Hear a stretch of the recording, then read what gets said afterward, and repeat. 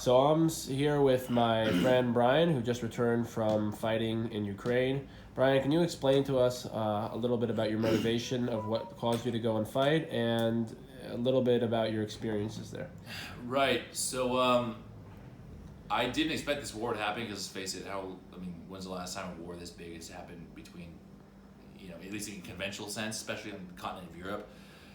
So I I knew one day, man, I'd go to war, but it would be like in the reserves against Lebanon or something. It'd be a long time from now. But yeah, I was just, learning in school, doing my normal thing, living my life. And then I saw on the news that Russia invaded Ukraine. I thought it was like, all right, just a few cities in the east, whatever. And I saw the map, and they were going into Kiev. They're taking the whole country. I'm like, wow, this is huge. And over the next couple of days, there was, I saw these images of like, this one image stuck out. It was these women in the back of a van. They're crying their eyes out. One of them was a school teacher, and they had like this body armor on, oversized helmets, these guns, and because they need more people. I'm like, wow, I wish I could be there. And then the next thing I saw was a press release by Vladimir Zelensky, president of Ukraine, saying, "Oh, we're asking all foreigners with prior military experience to come and serve, and we'll give you equipment." And my heart dropped, not because I thought it was crazy, because I couldn't turn that down. I've been through a lot to get in the military, and like seeing people being forced to do that, there's no way I can't fill in for it. So I went down to the Ukrainian embassy. I went in, I filled out a form. I thought they'd say like, oh yeah, you'll come back in like a month or something, and we'll let you know. They said like, okay, cool. Your flight leaves day after tomorrow. I was like, oh fuck. All right, well this is serious, but I can't back out of it. It's just like I feel obligated to do it. So I went over there. We landed in Poland really late at night with a bunch of other volunteers, and when I went there, we put all of our shit on a bus. We went across the border in Ukraine, and there's a lot of mixed information about the Foreign Legion, right? Because Ukrainian Foreign Legion, Ukrainian International Legion, whatever they call it. And I heard sometimes like some people said, oh, they give you a gun with 10 bullets and they send you out to the front line for you to just die, or it's a lot of equipment, or you're relatively safe, or they put you in kitchen duty the whole time. And I had to go no matter what, because that's the only way I knew I could help. But I was with I met this guy who was in Maglan, this Israeli Special Forces unit, and he was, I can't really say more about it, but he was working with somebody, let's just say, who was able to get us weapons. And he said, hey, if you came here to fight and you're kind of you're not so sure about this yet for Ukrainian Foreign Legion, you can come with me and some of my friends. There's some Jews that are stuck on the front lines. We're going to get them, and we're going to guard them until we evacuate all of them. So I said, okay. So we went over there. We, by the way, first gas station we stopped at, I met one of the refugees. He's from Kharkiv. He's 21 years old. His whole entire family's dead. Everyone. Yeah. And he's like, yeah, I don't have any extended family. My siblings, parents, they're all dead, and I'm just going to go into Poland and as a refugee and, just start new. And just, that's my life now. Right when we crossed the border, first person we met. So there's a lot of weapons dealers over there too.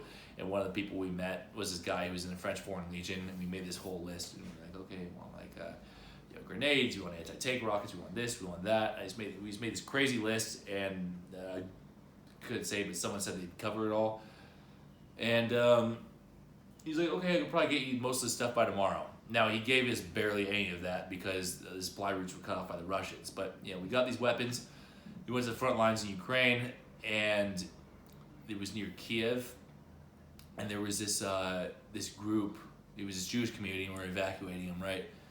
And what we did is we were guarding them until a bus came and took them out, as much as they can at a time. So we're going to be there for a few days. And there's a Ukrainian intelligence officer that was there to brief us, and he said, sorry I'm late, because he showed up 15 minutes late. One of my soldiers just got shot in the face and died because one of the civilians that we gave weapons to was untrained and thought he was a Russian. They don't have a lot of trained people over there. There's mistakes like this happening all the time, friendly fire. And he said like it was normal, so it must have happened a lot. He's like, yeah, sorry, one of my soldiers got shot in the face, friendly fire. Anyways, this is the situation. And he started explaining the situation. We were in an area that was taking Russian artillery fire a bit. Closest that artillery shell landed was about 100 meters away. Excuse me. So that was significant. There's also the Chechens that Russia has implanted into Ukraine. There's a woman that was actually raped. I believe it was like a few kilometers away, somewhere in the same district, raped and severely beaten by one of them. That's what Ukrainian intelligence has also told us. It was pretty bad situation. So we started, and for the next few days, the artillery fire never stopped. Neither the Scud missiles, the cruise missiles at night, would be guarding at night, right? And every few hours it would turn, like daytime, like afternoon, just for a split second when these missiles launch up and hit another city near us, something like that. So then at the end, they, Ukrainian intelligence came in and said, "Hey, look, tanks are moving in. We have probably 12 hours to go because they're going to be here within 12 hours. So we got to pack up all your shit, find whatever cars you can, and then just leave." So we ended up taking a bunch of cars, staying at certain safe houses along the way back to the border of Romania before we got out. And the people I was with were actually taking pretty slow. But, I told the family, I'm like, "Hey, look, we're just going to go drive." The family that I was personally escorting, I'm like, "We're just going to drive and just go straight to the border." All right, because it is taking too long as a war zone, and I feel like the people we're with aren't really taking this too seriously. So they said, okay, went straight to the border. It took us like 24 hours to cross. Because they were checking for military-age males that might have had conditions, or so that need to go back. And you need proper medical documentation not to be, to be able to get out. And the father of this family I was with, there's two guys. There's a grandfather and the father. Grandfather was 59, and the age limit is 60 of military-age males that are calling back. He had one eye. He needed to get documentation for this. Another guy, the father, his right leg was completely shattered. He was on crutches for like over a year.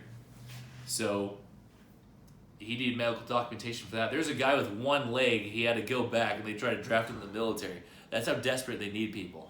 So we did that. That took like 24 hours to do all that, get across the border. We went to Romania, and from there, I just dropped the family off. We all went to the train station, went our separate ways. I went to Bucharest, and then,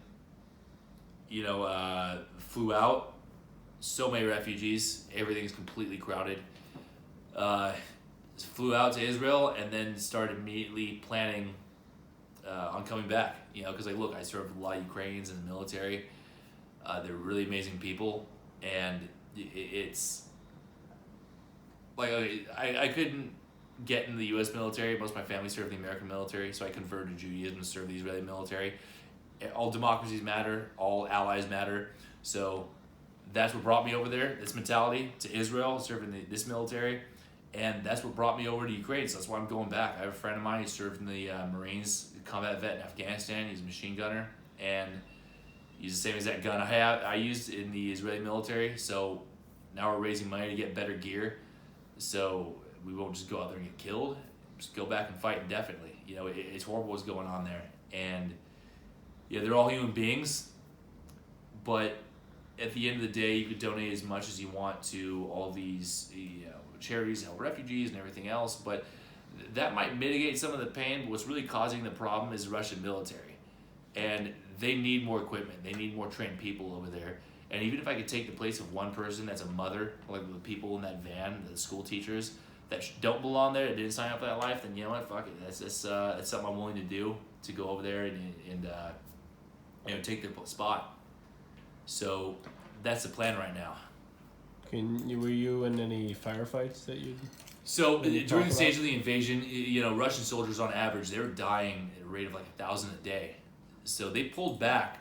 So we weren't in firefights, but we were taking a lot of artillery fire pretty much nonstop. None of it hit within the compound, but pretty much right next to it. Because they were taking so many casualties, they just pulled back and said, we're just going to shell all the civilians. And to an extent, it was, it's kind of apples and oranges, because if you're in a firefight, yes, they see you and they know exactly where you are. But if you're taking incoming artillery fire, you can't fight back against that. You just kind of wait, and if you die, you die. If you don't, you don't. So it was just we were just taking a lot of artillery fire, and that was about it. That was the first time, but yeah, that was the situation. Right. I would add to Brian's story. Not everybody can go and fight in Ukraine, but everybody can go and give some money to Brian, to a person who's going out there. And Brian mentioned to me his only connection to Ukraine was. Yeah, so I served a lot of Ukrainians in the military, and I date a lot of Ukrainian women. They're really mysterious and like tough and everything. Everyone's got their thing, but yeah, well, we're raising money for gear because over there, I mean, to an extent, you're only as good as your gear. And I saw that even the body armor over there, it's like this Mad Max type of shit. I mean, there people are having like catchers, like baseball catchers vests, and they're grinding down armor plates, taping it to it, and everything. So yeah, we're raising money. We need night vision. We need other surveillance capabilities like drones. Better body armor, attachments for weapons, medical supplies, communications. We need a lot because even though we're willing to die, if we just go in and get killed right when we get there because we don't have adequate equipment, we would have made a difference. But if it happens at least at the end of the war, then hopefully this equipment will allow us to make more of an impact.